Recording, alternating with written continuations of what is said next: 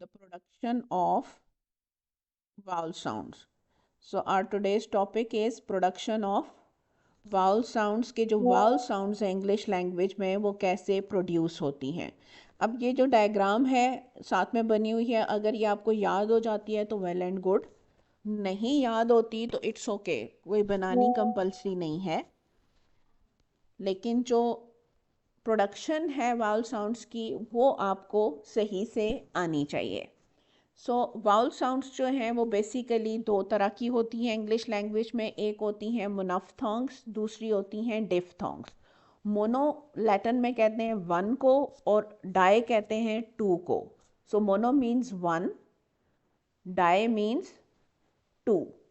सो monophthongs means कि वो vowel sounds जो सिंगल वाउल साउंड्स हैं, और डिफ्थोंग्स वो वाउल साउंड्स हैं जो दो वाउल साउंड्स को कंबाइन करके साउंड्स बनती हैं। ठीक हो गया। So there are two types of vowel sounds, monophthongs और डिफ्थोंग्स। मोनोफ्थोंग्स वो वाउल साउंड्स हैं जो प्योर सिंगल वाउल साउंड्स हैं, और डिफ्थोंग्स वो वाउल साउंड्स हैं जो बेसिकली दो वाउल साउंड्स के कम्बिनेशन से बनती हैं। That is why they are known as diphthongs यानी टू साउंड्स। सो जब हम वाउल साउंड्स को प्रोड्यूस करते हैं इंग्लिश में तो बेसिकली वो साउंड्स प्रोड्यूस होती हैं शेप और पोजीशन से माउथ और टंग की। यानी हर वाउल साउंड के लिए हमारे माउथ की जो शेप है वो भी एक सर्टन वे में मॉड्यूलेट होती है, और जो टंग की पोजीशन है वो भी एक सर्टन वे में मॉड्यूलेट होती है। अब वाउल साउंड्स की एक वाइड रेंज है इंग्लिश के अंदर, और उनको हमने फिर दो कैटेगरीज में डिवाइड कर दिया है। उसमें से जो मोनोफ्थोंग्स हैं वो 12 साउंड्स हैं। अब अल्फ़ाबेट्स में तो आपके पास 5 अल्फ़ाबेट्स हैं ना, जिनको हम वाउल अल्फ़ाबेट्स कहते हैं, यानी A E I O U। लेकिन जो साउंड्स हैं उसमें से 12 सिर्फ मोनोफ्थोंग्स हैं, यानी प्योर सिंगल वाउल साउंड्स। तो 12 जो हैं वो इंग्लिश लैंग्वेज के अंदर प्योर मोनोफ्थोंग वाउल साउंड्स हैं। जब हम इनको प्रोनाउंस कर रहे होते हैं तो इनकी क्वालिटी चेंज नहीं होती। ये किसी भी वर्ड के अंदर हूँ ये सेम वे में ही प्रोनाउंस होती हैं, चाहे बिगनिंग में हूँ, चाहे मिडल में हूँ, चाहे एंडिंग पे हूँ। यानी ये वाउल साउंड अगर बिगनिंग में होगी वर्ड के तब भी वैसे ही प्रोनाउंस होगी जैसे मिडल में होगी और जैसे एंडिंग में होगी। और मोनोफ्थोंग्स जो हैं वो बहुत इम्पॉर्टेंट है इंग्लिश लैंग्वेज में, क्योंकि इनके बगैर कोई वर्ड नहीं होता। इवन जहाँ पे डिफ्थोंग भी यूज़ हो रहे हैं तो डिफ्थोंग्स भी मोनोफ्थोंग्स को कंबाइन करके बनते हैं, अलग से इंडिपेंडेंटली वो भी एग्जिस्ट नहीं करते। तो वर्ड्स बनाने के लिए जो कोर साउंड्स हैं यानी जो बेसिक साउंड्स हैं वो कौन सी हैं इंग्लिश लैंग्वेज में, वो मोनोफ्थोंग्स हैं। लेट्स सपोज कि अगर आपको एमसीक्यूज या फिल इन द ब्लैंक्स में ऐसी कोई स्टेटमेंट आती है कि which sounds are the core sounds और the basic sounds in English language, तो वो कौन सी हैं? मोनोफ्थोंग्स हैं। और जो मोनोफ्थोंग्स हैं फिर इनको हम दो टाइप की साउंड्स में डिवाइड करते हैं। यानी सबसे पहले हमने वाउल साउंड्स को डिवाइड किया दो कैटेगरीज में, मोनोफ्थोंग्स और डिफ्थोंग्स। फिर मोनोफ्थोंग्स में हमारे पास 12 साउंड्स आ गई। अब उन 12 साउंड्स को हमने मज़ीद दो कैटेगरीज में डिवाइड किया। कौन सी दो कैटेगरीज? शॉर्ट और लॉन्ग साउंड्स। सो हमारे पास शॉर्ट मोनोफ्थोंग्स होते हैं और लॉन्ग मोनोफ्थोंग्स होते हैं। अब जो शॉर्ट वाउल्स हैं ये ब्रीफ साउंड्स होती हैं, यानी शॉर्ट साउंड्स होती हैं। इनके अंदर कौन कौन सी साउंड्स हैं? ई जैसे बिट, ऊ जैसे फुट, ए जैसे बेट, ए जैसे कैट, अ जैसे कप। सो कौन कौन सी साउंड्स हो गई? ई, ऊ, ए और आ। ये सब कौन से हैं? शॉर्ट वाउल्स हैं।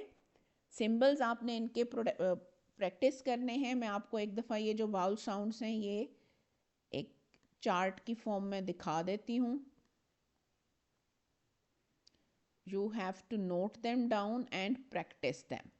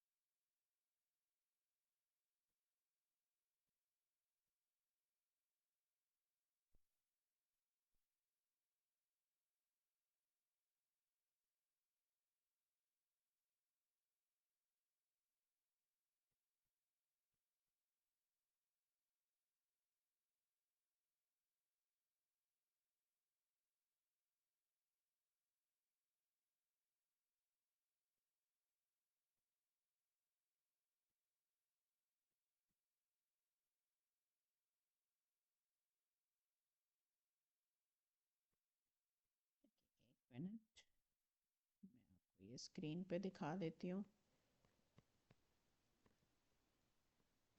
ओके, सबसे पहली कौन सी है? E, like in fit, pick, difficult. So ये शॉर्ट साउंड है। ई, लंबा नहीं हम इसको करते, इसको हम शॉर्ट रखते हैं। Then the second one is A, pet, sent, attention. इन सब के अंदर कौन सी साउंड यूज हो रही है? ए।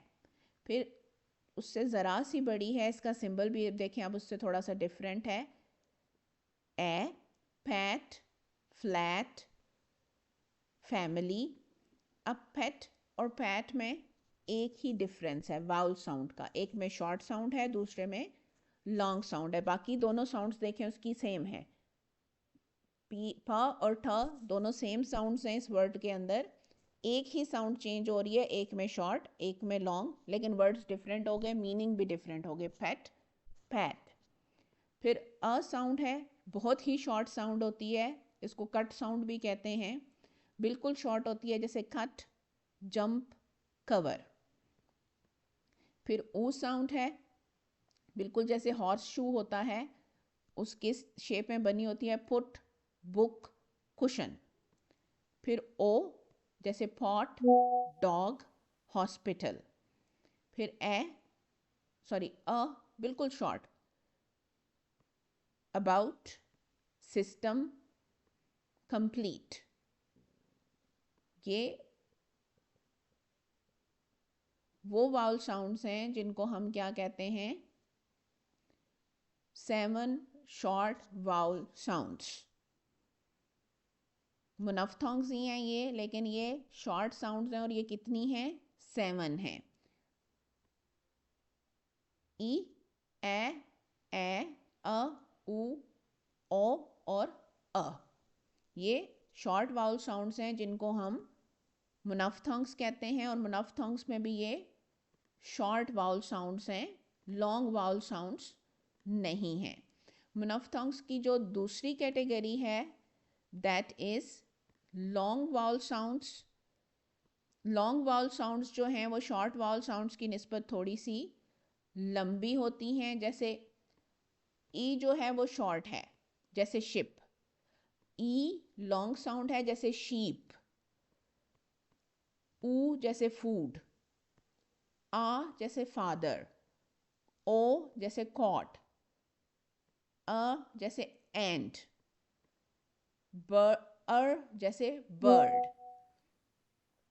सो ये वो साउंड्स हैं जिनको हम लॉन्ग वाउल साउंड्स कहते हैं। शॉर्ट और लॉन्ग वाउल साउंड्स दोनों किसकी सब कैटेगरीज हैं? मुनफ्थोंग्स की। इनकी भी मैं आपको लिस्ट दिखा देती हूँ। I will send a short video also, जिसमें आपको ये दोनों जो वाउल साउंड्स हैं ये मिल जाएंगी। आपने इनको सुनना है ध्यान से और प्रैक्टिस करने की भी कोशिश करनी है। जितना आप इनको तवज्जो से सुनेंगे और प्रैक्टिस करेंगे, आपकी इंग्लिश की प्रोनाउंसिएशन भी उतनी ही अच्छी हो जाएगी, and you will be able to solve them in your exam.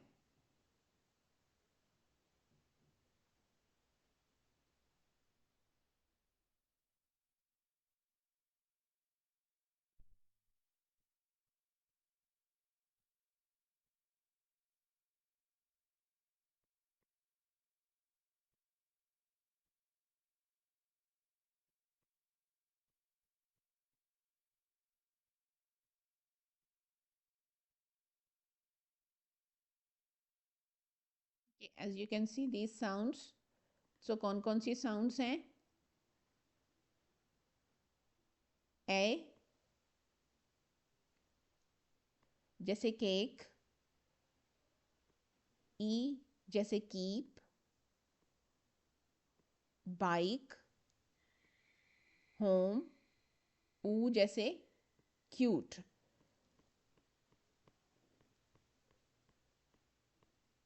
Sorry, ये डिफ्थोंग की एग्जांपल्स आ गई हैं। 1 मिनट में आपको दोबारा शेयर करती हूँ मुनफ्थोंग्स की examples.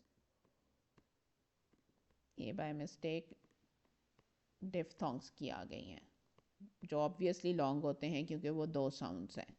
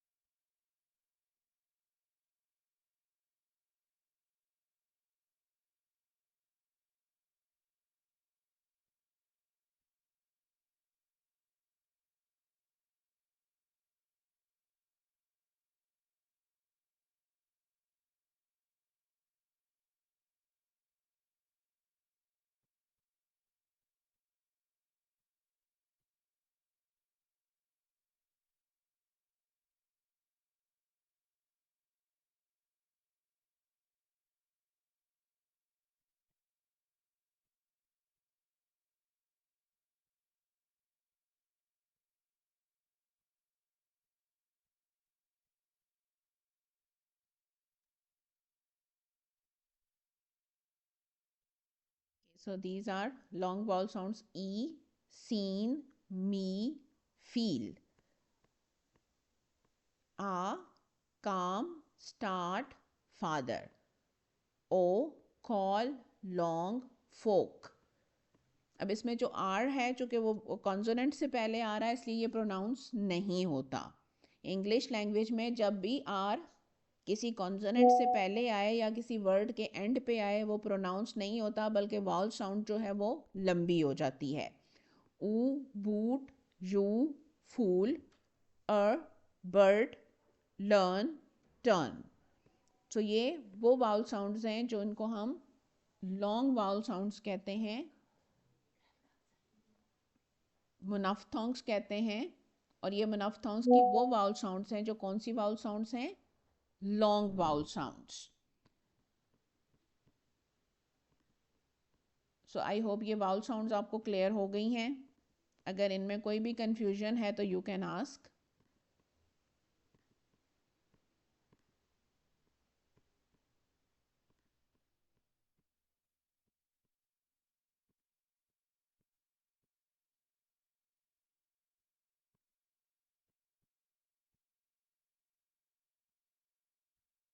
Are these sounds clear?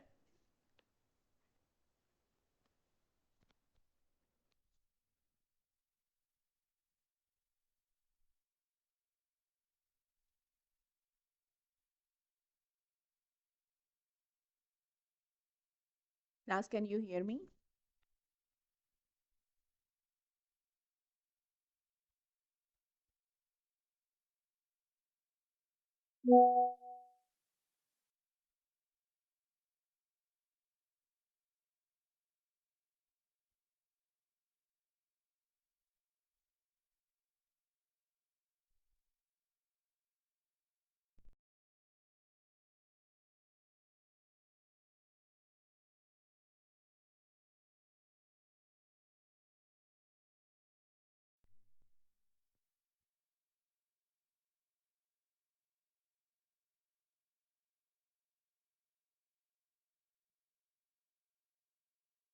Any confusion?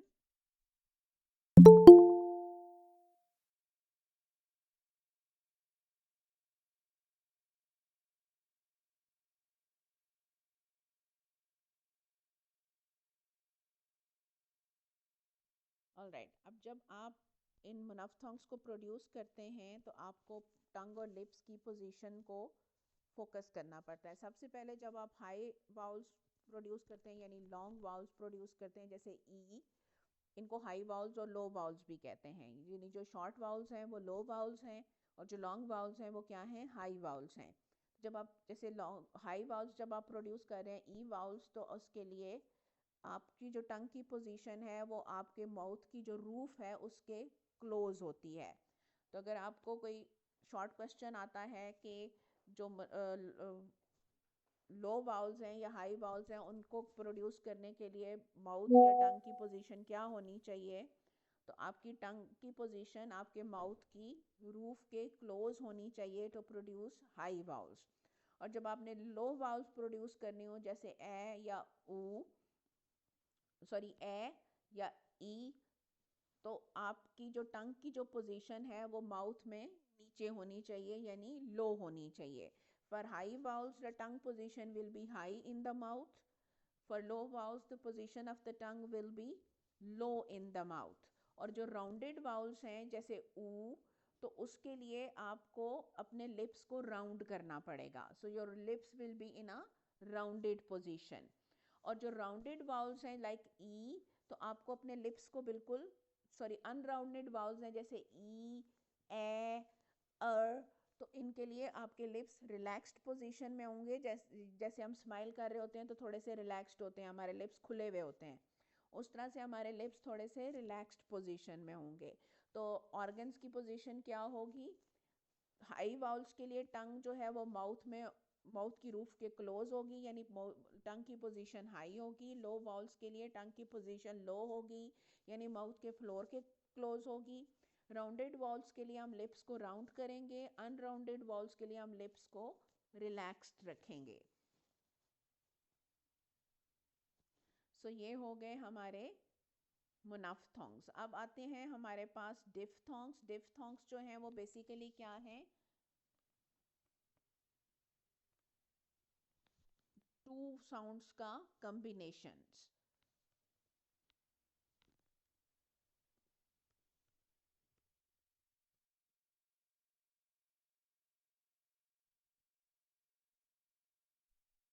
First of all मैं आप लोगों को डिफ्थोंग साउंड्स दिखा देती हूँ ताकि वो आपको क्लियर हो जाए, और इसके बाद फिर हम इन साउंड्स की पोजीशनिंग या वो देख लेंगे कि ये साउंड्स प्रोड्यूस कैसे होती हैं।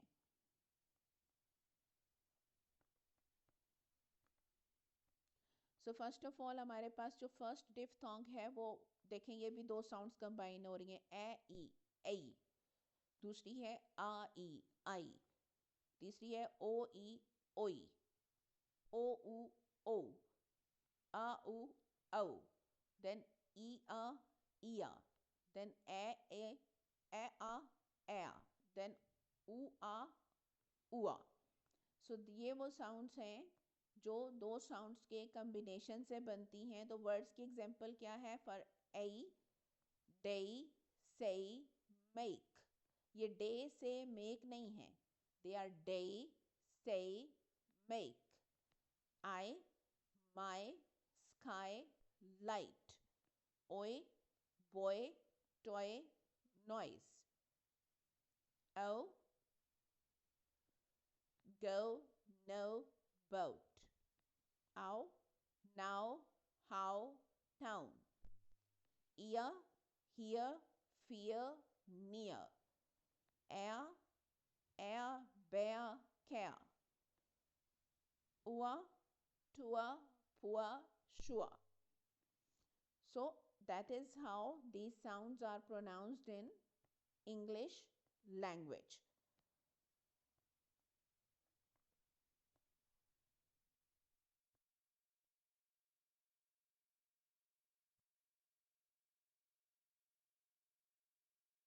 So diphthongs are basically relatively complex vowel sounds because tongue glides from one vowel sound to another within the same syllable. So इसमें टंग की मूवमेंट है, ग्लाइड है एक वाउल साउंड से दूसरी वाउल साउंड की तरफ। So there are 8 diphthongs in English language. कितने हैं? 8। और इससे प्रोनाउंसिएशन जो है it becomes richer, like I as in I, now, boy, say. So diphthongs produce करने के लिए एक स्मूथ मूवमेंट चाहिए होती है टू वाउल साउंड्स के दरमियान। सो जो फर्स्ट साउंड होती है वो ज़्यादा प्रोमिनेंट होती है और जो सेकंड साउंड होती है वो थोड़ी सी सॉफ्टर और क्विकर होती है। तो डिफ्थोंग्स में हमेशा पहली साउंड ज़्यादा प्रोमिनेंट होती है, दूसरी साउंड थोड़ी सी सॉफ्टर और क्विकर होती है, जैसे आई, जैसे कैट, जैसे बिट, बेट। फर्क है, ए साउंड ज़्यादा प्रोमिनेंट है। सो डिफ्थोंग प्रोडक्शन जो है वो नेचुरल साउंडिंग इंग्लिश के लिए ज़रूरी है। मतलब अगर आप वैसे ही साउंड करना चाहें जैसे ब्रिटिश या अमेरिकन लोग साउंड करते हैं, तो उसके लिए डिफ्थोंग्स को प्रॉपरली प्रोड्यूस करना ज़रूरी है, otherwise you can not sound like British और American people. So I hope these monophthongs and diphthongs are clear. If there are any questions, you can ask them now.